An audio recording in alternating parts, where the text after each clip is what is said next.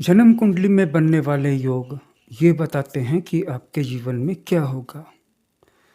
लग्न का स्वामी केंद्र में बैठा है, अच्छा होगा, लग्न का फल अच्छा होगा, लग्न भाव का फल भी अच्छा हो जाएगा। और क्योंकि लग्नेश के हाथों में सबसे ज़्यादा मैजिकल पावर्स हैं, इसीलिए जिस भाव में बैठेगा उस भाव का भी कल्याण कर देगा, बल्ले बल्ले कर देगा। दसम भाव का स्वामी जिस भाव में भी बैठेगा उस भाव को एक्टिवेट करने की ताकत रखता है।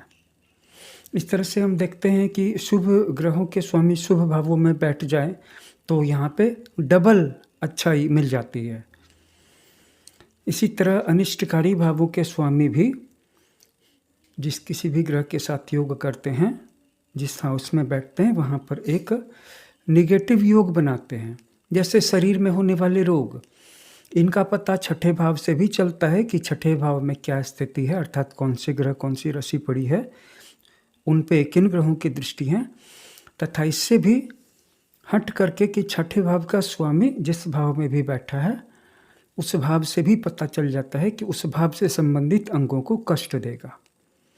तो अब तक हमने क्या समझा? अब तक हमने ये समझा कि जन्म कुंडली में बनने वाले योग ये बताते हैं कि क्या होगा। जैसे किसी भी व्यक्ति को कोई बीमारी होगी, छठे भाव से इसका पता चलेगा, षष्ठे से इसका पता चलता है योगों से। लेकिन दशा ये बताती है कि वो बीमारी कब होगी। षष्ठेश की महादशा में होगी, षष्ठेश की अंतरदशा में होगी, चंद्रमा जब छठे भाव से लग्न से छठे भाव में गुजरेगा तब होगी, और जब लग्नेश जो शरीर का स्वामी है वो जब लग्न से छठे भाव में गुजरेगा, या फिर षष्ठेश जिस राशि में पड़ा है जब उसके साथ युति बनाएगा या जब उसके दृष्टि पथ में आ जाएगा तब कोई बीमारी होगी, और तब फिर छठे भाव से संबंधित अन्य समस्याएं होंगी। छठा भाव कानूनी लफड़े को दर्शाता है और 12वां भाव कानूनी प्रक्रिया के मैच्योर हो जाने के बाद कारागार या अन्य किसी तरह के जुर्माने के प्रावधान या सजा को दर्शाता है। हमारे जीवन में इस एक ही जीवन में जो कुछ भी हो जाना है, अच्छे से अच्छा भी और बुरे से बुरा भी, इस जीवन में जो कुछ भी हो रहा है यह सब कुछ हमें मैच्योरिटी देने के लिए ही हो रहा है। सिर्फ इमैच्योर पीपुल जो हैं वो सफलता को जल्दी पाने के लालच में सही गलत का विचार नहीं करते हैं, क्योंकि उनके दिमाग पे लालच इतना ज़्यादा हावी हो जाता है और उनकी आंखों पे लालच का चश्मा चढ़ा हुआ होता है, और उनको सिर्फ अपने एक्शन का परिणाम पता होता है, लेकिन सामने वाला क्या एक्शन लेगा और उसका क्या परिणाम होगा इसका उनको कतई अंदाजा नहीं होता है। अब रह गई बात कि जब हम अपनी कुंडली के सभी शुभ और सभी अशुभ ग्रहों को जोड़ लेते हैं तो फिर हम एक कैलकुलेशन इस तरह से भी निकाल सकते हैं कि हमारे जीवन में सुख ज़्यादा मिलेगा या दुख ज़्यादा मिलेगा, या फिर सुख पहले मिलेगा या दुख पहले मिलेगा, लेकिन मिलेगा ज़रूर। एक अच्छी बात यह है कि हमारे जीवन में अब तक जो दुख आ चुके हैं उनको लेकर के हम कुछ नहीं कर सकते, लेकिन आगे जो दुख आने वाले हैं उनको लेकर के अपनी भूलों का अगर हम प्रायश्चित कर लें और प्रभु से प्रार्थना कर लें कि हे प्रभु, मैं बिल्कुल अयोग्य रहा हूँ और बिल्कुल ही नाकारा रहा हूँ, न तो मुझ में नीति रही है और न दया रही है और न कर्म का ज्ञान रहा है। तुम्हारी जितनी भी संतानें हैं उनमें से जो सबसे अयोग्य संतान होगी वो मैं हूँ, मैं ही तुम्हारी अयोग्यतम संतान हूँ। प्रार्थना कर लीजिए कि आगे गलतियाँ न हो, इसका विवेक इसका ज्ञान देने में प्रभु मेरी सहायता करो। अब तक जो भूले हुई हैं मैं उनको रियलाइज करता हूँ, महसूस करता हूँ। इस ढंग से प्रार्थना कीजिए तो आगे भी दुख आएंगे लेकिन उनको सहने की शक्ति मिल जाएगी, और जो दुख आने पे व्यक्ति बिखर जाता है फिर उससे कोई अच्छा काम भी या प्रोडक्टिव काम भी नहीं हो पाता। मैंने पहले कहा कि 2 तरह के काम हैं। मेरे पास एक रोटी बची हुई थी, मैंने किसी कुत्ते को दे दी। अगर वो कुत्ता नहीं भी खाता रोटी तो वो रोटी अब मुझे खानी नहीं थी, वो रोटी मुझे फेंकनी थी, लेकिन मैंने उस कुत्ते को दे दी तो कुछ पुण्य हो गया।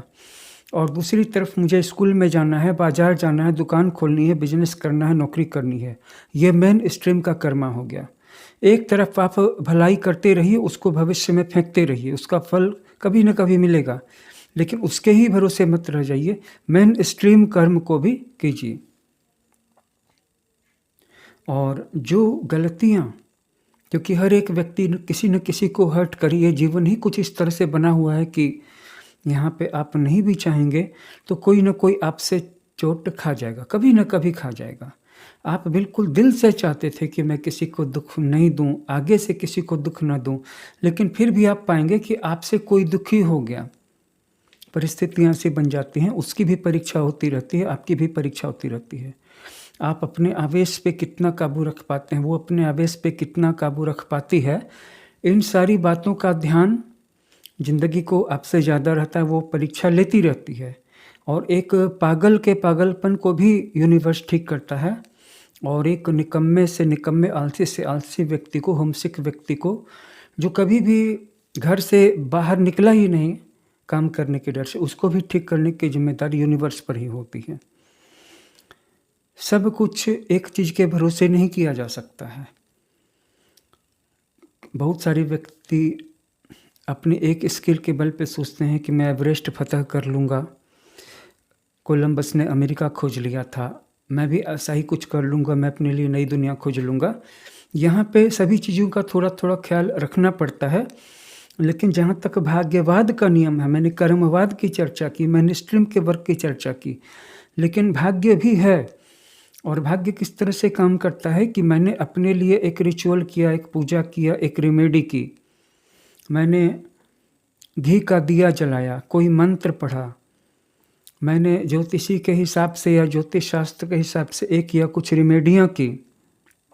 अब मैं ताके जा रहा हूँ कि फल आता है कि नहीं आता है, इसका फल कब आएगा, क्यों नहीं आया अभी तक, अब तक तो आ जाना चाहिए था, मैंने तो रेमेडी कर ली।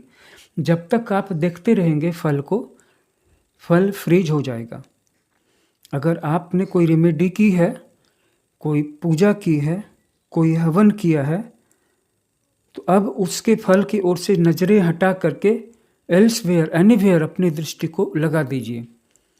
कोई और काम कीजिए, बहुत सारे काम करने के लिए होंगे, ऐसा नहीं है कि आप बिल्कुल खाली होंगे, आपके पास करने के लिए कोई और काम होंगे, आप उधर दृष्टि डालिए, उस क्षेत्र को भूल जाइए। आपने कोई कर्म किया, उसका फल आता है कि नहीं, इसको भूल जाइए, तब उसका फल आएगा। यही भाग्यवाद है। जिस चीज़ का आप इंतज़ार करेंगे कि मैंने तो किया है, इसका फल क्यों नहीं आ रहा, आना चाहिए था ना, उसका फल आने वाला भी होगा, तो नहीं आएगा या बहुत देर से आएगा। बस आप राह तकना छोड़ दीजिए, इंतज़ार करना छोड़ दीजिए, उसका जो कर्म आपने किया है वो आ जाएगा, तेज़ी से आ जाएगा। और दूसरी ओर, अगर आपने कुछ भी नहीं किया है, सिर्फ प्रार्थना की है, मांग की है, इंतज़ार किया है, तो बिना कर्म के भी फल आ जाता है प्रार्थना के कारण। लेकिन इसके लिए हृदय बहुत पवित्र होना चाहिए। और याद रखिए, आज जो आपको मिल गया है, इसकी कीमत कभी न कभी तो आपसे यूनिवर्स ले ही लेगा। उसकी कीमत अदा करने के लिए तैयार रहिए। इस जीवन में संतुलन अपने आप को पुनर्संतुलित कर लेता है। एक व्यक्ति को अपनी ज़िंदगी जीने के लिए जो न्यूनतम आवश्यकताएं की जो पहली है, न्यूनतम आवश्यकताओं का जो मार्ग है, उस पे चलना चाहिए। अगर आप इससे थोड़ा सा बढ़ करके खर्च करने लगते हैं तो कहीं ना कहीं पैसे की कमी होगी आपको फिर। लेकिन अगर आपके पास पैसों के रहते हुए भी आप खर्च कम रखते हैं तो कहीं ना कहीं भविष्य में आपके पास पैसे ज़्यादा होंगे, लेकिन खर्च करने की आदत नहीं होगी। दोनों रास्ते आपके सामने हैं। ऐसा नहीं है कि कोई व्यक्ति जीत गया है या कोई व्यक्ति ज़्यादा चालाक है। कोई भी ज़्यादा चालाक नहीं हो सकता है। You can not deceive the nature. हम सबको अपनी आवश्यकताओं को न्यून कर लेना चाहिए। अगर आपकी न्यूनतम आवश्यकताएं भी पूरी नहीं हो रही हैं तो दुख की बात है, लेकिन आपका लालच पूरा नहीं हो पा रहा है, आपकी आकांक्षाएं पूरी नहीं हो पा रही हैं और इसलिए आप दुखी हैं, तो ये प्योर स्टुपिडिटी है और आप स्टूपिड हैं, फूल हैं। प्रार्थना करने से ज़रूरतें पूरी होती हैं। आकांक्षाओं के लिए, अभिलाषाओं के लिए कड़ी मेहनत का मार्ग है और वो मार्ग लंबा है। इसमें कोई शॉर्टकट नहीं। आप रेमेडी करके अपने दुखों को दूर कर सकते हैं, लेकिन आप करोड़पति, अरबपति बनना चाहते हैं तो इसके लिए रेमेडीज़ के अलावा कुछ और भी करने की ज़रूरत है। कर्म भी करना होगा और पावरफुल रिचुअल भी करना होगा। ऐसा भी नहीं है कि आप जो बहुत बड़ी चीज़ नहीं मिलेगी आपको या आप नहीं प्राप्त कर सकते हैं, लेकिन उसके लिए जो करना चाहिए वो करना भी होगा। कुछ भी प्राप्त करने के लिए कुछ करना होता है। आप पहले से जो कुछ भी करते चले आ रहे हैं उससे वही मिलेगा जो अब तक मिलता आया है। अगर उससे ऊपर हट करके, ऊपर उठ करके कुछ प्राप्त करना चाहते हैं तो आपको उससे अलग हट करके या उससे ऊपर उठ करके कुछ कार्य करने होंगे। अगर हम अपने ही बिलीफ सिस्टम में बंधे रहेंगे कि मुझे तो बस इसी लाइन में इतनी ही चीज़ें करनी है, मुझे 2 टाइम की संध्या कर लेनी है या 1 टाइम में पूजा कर लेनी है या 5 टाइम में प्रभु का ध्यान कर लेना है, तो इससे आपको वही मिलेगा जो अब तक मिलता आया है। अगर आप इससे कुछ ऊपर उठ करके करना चाहते हैं तो आपको इससे कुछ ऊपर उठ करके करना पड़ेगा। अगर आप सिर्फ कर भी देंगे और नहीं भी चाहेंगे तो भी फल मिल जाएगा, क्योंकि एक नियम है कि ब्रह्मांड किसी कर्म के फल को रोकता नहीं है। न तो आप रोक सकते हैं, न वो रोकता है।